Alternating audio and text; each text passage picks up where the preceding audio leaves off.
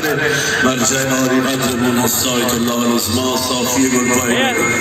بر دلم ترسم بماند آرزوی کربلا تشنه آب فراتم ای اجل مهلت بده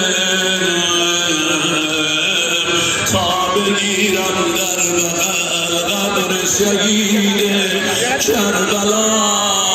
انشالله همراه این پیکر مطهر قسمت روزی هممون بشه کنار قبر امام حسین از حرم تا قتل همه بگن زینب صدا زد حسین از حرم زینب صدا میزد حسین سیدا در میان قتل از طرف مرسلا به تو از بار سلام به حسین از طرف وصلت خیمه دویدم من شم جلوتر بود دیر رسیدم من سر تو دوا بود سر تو رو بردن شم جلوتر بود دیر رسیدم من قتلو که عطشانا زبهو که اوریانا قتلو که عطشانا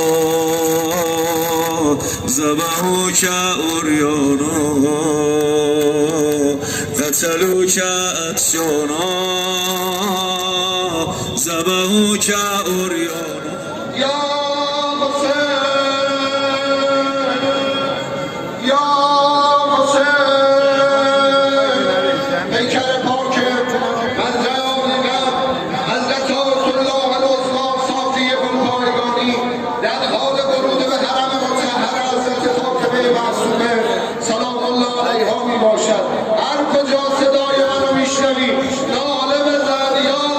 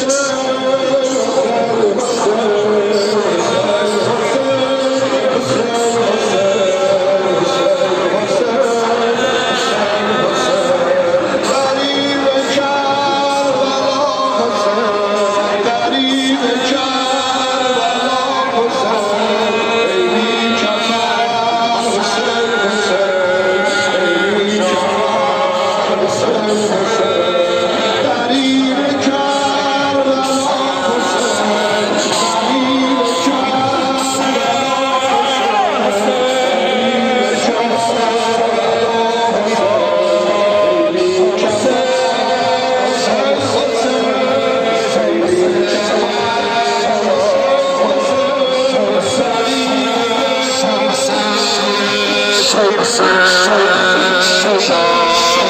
الله